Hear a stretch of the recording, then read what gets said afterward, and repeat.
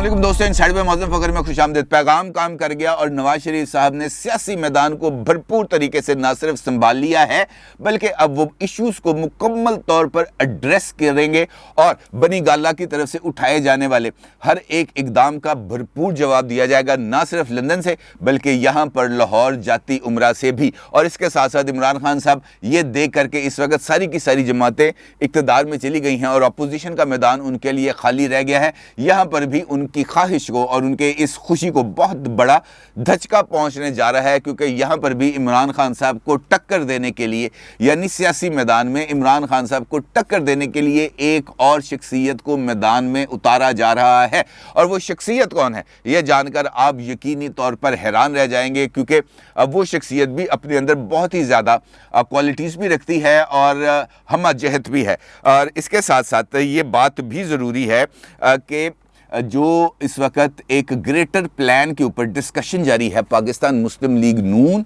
और Pakistan peoples party के दरमियान, ये जो डिस्कशन है ये अब किस लेवल पर पहुंच गई है। और सवाल ये भी पैदा होता है कि बिलावल नवाज मुलाकात जो हुई थी, जो 2 मरतबा हो चुकी है, इस मुलाकात का अब फाइनल आउटफॉल क्या होगा। सवाल ये भी पैदा होता है कि बिलावल साहब के साथ पहली मुलाकात के फौरी बाद जमीयत उलमा इस्लाम को अपना एक वफ्द फौरी तौर पर लंदन भेजने की ज़रूरत क्यों पेश आई। सवाल ये भी पैदा होता है कि लंदन के अंदर जो JUI का वफ्द गया था उसकी नवाज शरीफ साहब के साथ मुलाकात के अंदर किन अमूर पर तबादला ख्याल हुआ। और इस मुलाकात के बाद एक और मुलाकात हुई जो बिलावल साहब की हुई नवाज शरीफ साहब के साथ, यानी लंदन के अंदर कुछ बहुत बड़ा होने जा रहा है, कुछ बहुत बड़ा सियासी मंसूबा तश्कील पा रहा है और जिसका बहुत ज़्यादा असरात होंगे यहाँ पर पाकिस्तान में। और उस मंसूबे की कुछ इन्फॉर्मेशन मैंने कल आपको वीलॉग में दी थी, कुछ और इन्फॉर्मेशन हैं जो भी आपके साथ शेयर करूँगा।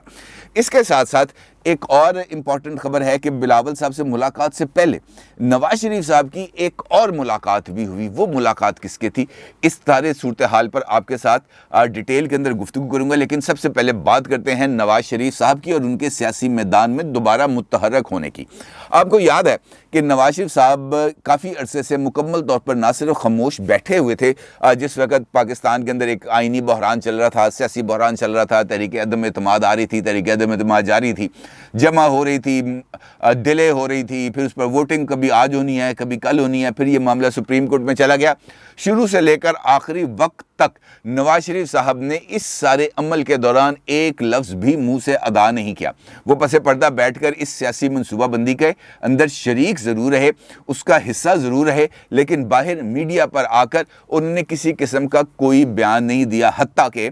जब शहबाज शरीफ साहब जो उनके छोटे भाई हैं, जब वो वज़ीर आज़म बन गए, जब उन्होंने कायदे ईवान के इंतखाब को जीत लिया, जिस वक्त वो वज़ीर आज़म के तौर पर उनकी अनाउंसमेंट हो गई, जिस वक्त उन्होंने वज़ीर आज़म के तौर पर हल्फ भी ले लिया, उस वक्त भी नवाज शरीफ साहब ने मीडिया पर आकर एक लफ्ज़ अदा नहीं किया। और उसके पीछे लॉजिक्स थी और बहुत बड़ी लॉजिक्स थी, क्योंकि मुस्लिम लीग नून, पीपल्स पार्टी, ये वो तमाम जो इस वक्त पॉलिटिकल पार्टीज़ हैं, ये बुनियादी तौर पर बहुत ज़्यादा इनका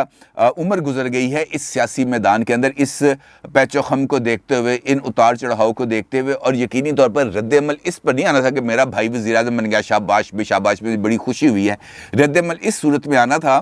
कि जो शहबाज शरीफ साहब के वज़ीर आज़म बनने के बाद इमरान खान साहब कौन से इक़दामात करेंगे, क्योंकि वो ये कहते थे कि अगर मुझे इक़्तिदार से निकाला गया तो मैं ख़तरनाक हो जाऊंगा। और उसका उन्होंने आगाज़ भी किया और उसके बाद उन्होंने अपना एक नैरेटिव बिल्ड किया और उस नैरेटिव को लेकर आगे चलते रहे। और वो नैरेटिव बुनियादी तौर पर घूमता था एक गैर मुल्की साजिश के गिर्द जो वाशिंगटन में तैयार हुई और जिसकी धमकी पाकिस्तान के सफ़ीर असद मजीद खान साहब को दी गई। और असद मजीद खान साहब ने उस धमकी अमेज़ मरासले को ना सिर्फ पाकिस्तान भेजा बल्कि यहाँ पर भी उस पर उन्होंने लिखा अपने इन रिमार्क्स के अंदर कि मेरा ये ख्याल है कि हमें फौरी तौर पर ये जो गुफ्तगू है इसके ऊपर हमें अमेरिका को डिमाश देना चाहिए। अब इस सूरत हाल को लेकर इमरान खान साहब ने इस डिप्लोमेटिक केबल को एक ना सिर्फ साजिश से ताबीर किया बल्कि इसकी बुनियाद पर एक बयानिया तश्कील देना शुरू हो गया। उस वक़्त जब तमाम ये जो हुकूमती इत्तेहाद था, ये हुकूमत साजी के मरहल में गुजर रहा था, इमरान खान साहब अकेले ही इस मामले को लेकर आगे चल पड़े। इसी दौरान इस बात की ज़रूरत को महसूस किया गया कि عمران خان صاحب کی بات کا جواب دینے کے لیے عمران خان صاحب کے سیاسی قد سے بڑا سیاسی قد رکھنے والا جب تک میدان عمل میں نہیں آئے گا، عمران خان صاحب کے بیانیے کو روکا نہیں جائے گا۔ اور یہی وہ پیغام تھا جو بلاول صاحب ایک اہم شخصیت کا لے کر گئے تھے نواز شریف صاحب کے پاس، اور یہ وہی پیغام تھا جس کے بعد جو بلاول اور نواز شریف صاحب کی پریس کانفرنس ہوئی تھی مشترکہ، اس کو پاکستان کے اندر براہ راست نشر کیا گیا تھا۔ اور اس کے بعد کل پھر نواز شریف صاحب نہ صرف میڈیا پر آئے بلکہ انہوں نے عمران خان صاحب کے بیانیے کی جو دھجیاں ہیں ان کو اڑا کے رکھ دیا۔ ان کا یہ کہنا تھا کہ اس شخص کو عبرت کا نمونہ بننا چاہیے، نہ یہ قانون کو مانتا ہے، نہ آئین کو، نہ پارلیمنٹ کو۔ صدر مملکت کو سوچنا چاہیے کہ وہ ملک کے صدر ہیں، عمران خان کے نہیں۔ اس کے ساتھ ساتھ نواز شریف صاحب کا یہ بھی کہنا تھا کہ مجھے نہیں پتا یار یہ شخص کیا ہے، کون سی مٹی کا بنا ہوا ہے، یہ کہاں پلا بڑا ہے، اس کی پرورش کہاں ہوئی ہے، کون ہے یہ بندہ۔ قوم کو پتہ ہونا چاہیے کہ یہ بندہ نہ آئین کو مانتا ہے، نہ قانون کو مانتا ہے، نہ کسی ضابطے کو مانتا ہے، یہ صرف من مرضی کرنے کا عادی ہے۔ لیکن من مرضی جو آئینی عہدیدار ہیں ان کے اوپر نہیں ہوتا، وہ قواعد کے اوپر عمل کرنے کے پابند ہوتے ہیں، وہ آئین کی بالادستی پر آئین کی حفاظت کا حلف اٹھاتے ہیں، لیکن یہاں پر ایسا کچھ ہوتا ہی نہیں۔ اب یہ جو غیر ملکی مراسلہ تھا اس کے اوپر چونکہ کل پھر قومی سلامتی کمیٹی کا اجلاس ہوا تھا، اور اس اجلاس کے بعد پھر ایک اعلامیہ سامنے آیا جس کے اندر غیر ملکی سازش کے امکانات کو اور خاص طور پر رجیم چینج کے لیے سازش کے امکان کو مکمل طور پر مسترد کر دیا گیا، اور یہ کہا گیا کہ ایسی پہلے بھی جب تحقیقات کی تھی خفیہ اداروں نے تب بھی ایسی کچھ سازش سامنے نہیں آئی تھی۔ اور آج یہ جو سفیر تھے امریکہ میں اسد مجید خان صاحب، ان کے واضح بیان کے بعد تو یہ تاثر ہی بالکل ختم ہو جانا چاہیے کہ کسی قسم کی کوئی سازش کی گئی تھی۔ اور اسی پر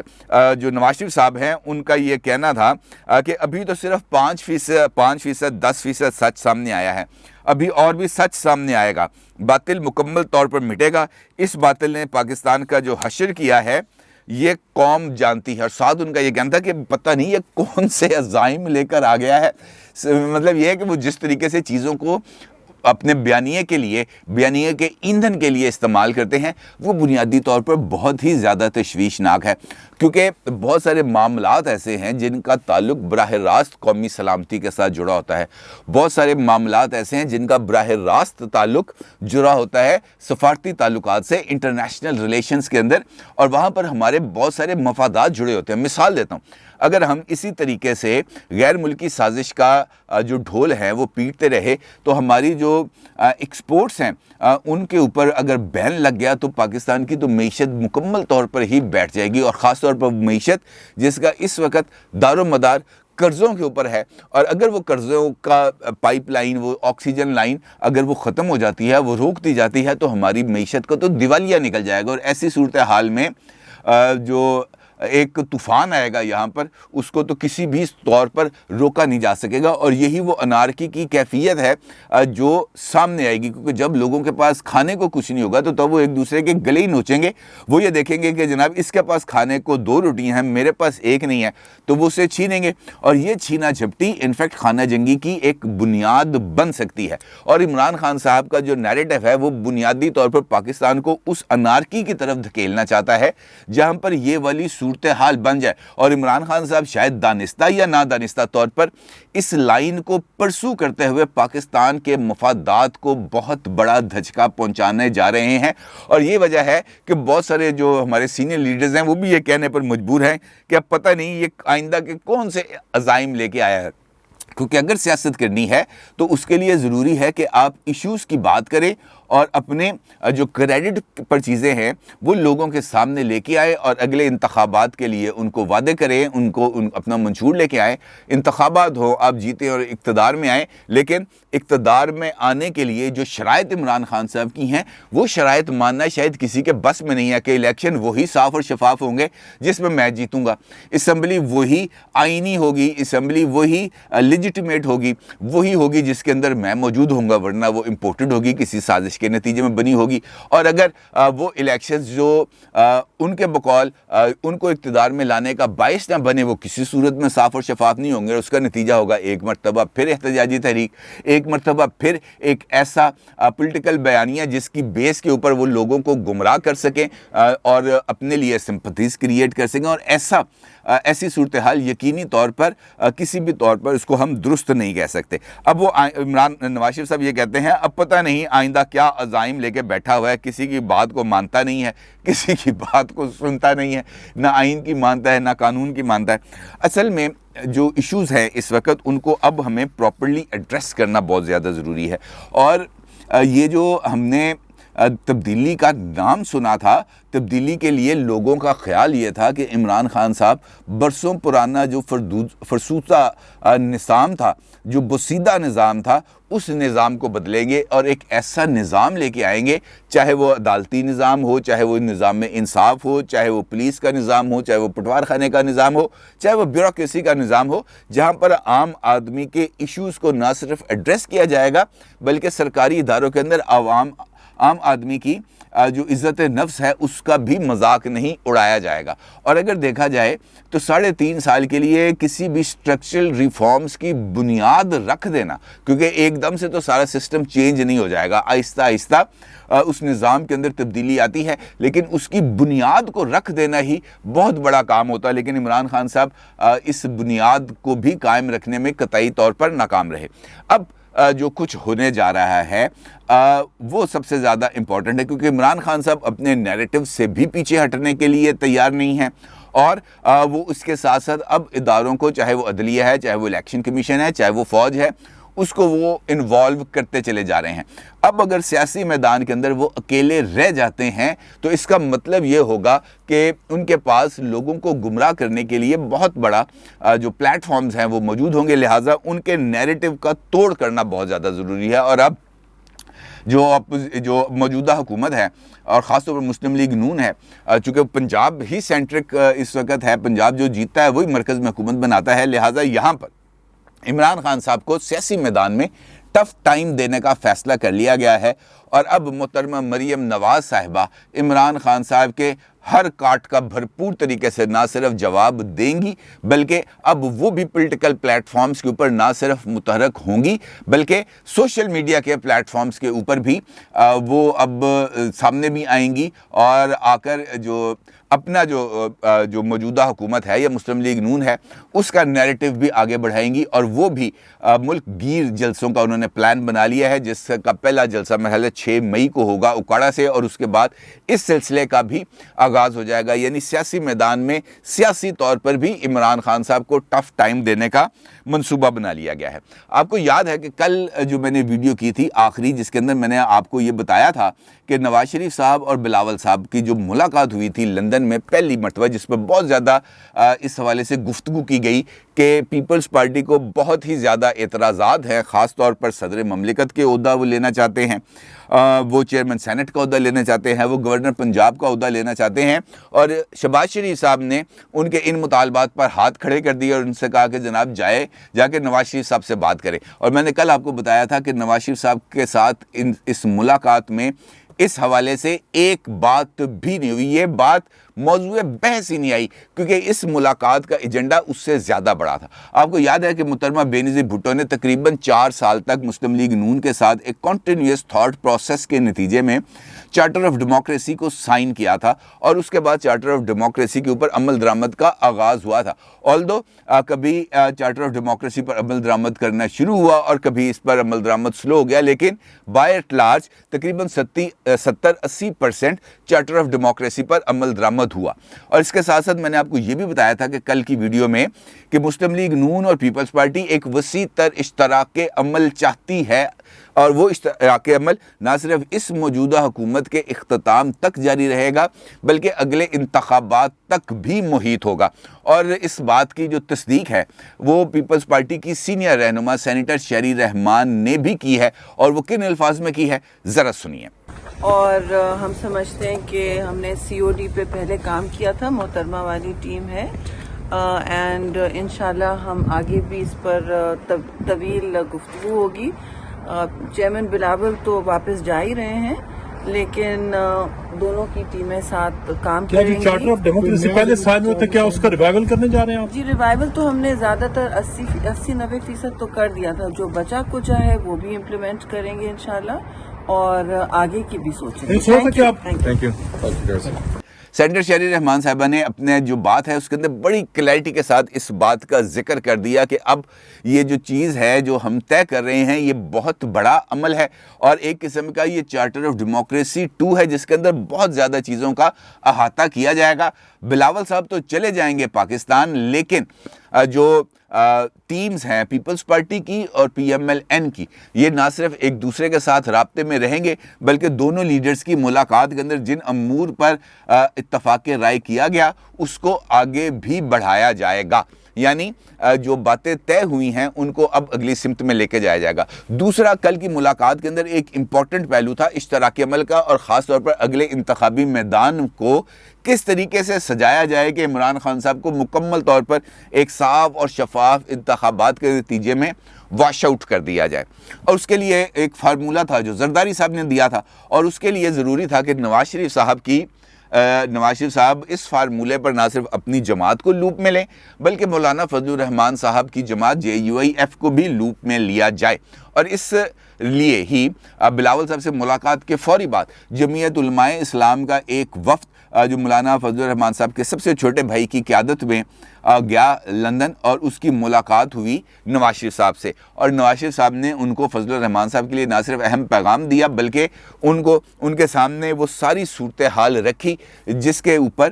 وہ غور کر رہے ہیں اور پیپلز پارٹی کے ساتھ مل کر ایک اشتراکی عمل کرنا چاہتے ہیں، اور ان کا یہ کہنا تھا کہ بہت جلد اس معاملے پر مولانا فضل الرحمان سے بھی اب بات ہوگی، ہو سکتا ہے کہ مولانا صاحب بھی جلد لندن جائیں اور جا کر نواز شریف صاحب سے ملاقات کریں، ادروائز کسی اور ذریعے سے بھی یہ معاملہ طے کیا جا سکتا ہے۔ اچھا، یہ جو کل افطاری کے اوپر ملاقات ہوئی بلاول صاحب کی نواز شریف صاحب سے، اس ملاقات کا ایجنڈا بھی بہت ہی زیادہ امپورٹنٹ تھا، کیونکہ اس ملاقات میں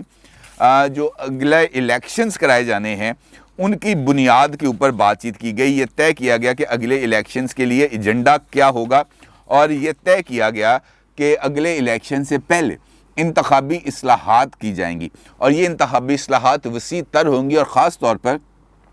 ان کا یہ ماننا تھا کہ موجودہ معاشی صورتحال کے تناظر میں اس وقت ایک بہت بڑی انویسٹمنٹ ہے جو EVMs کا جو قانون منظور کیا ہوا ہے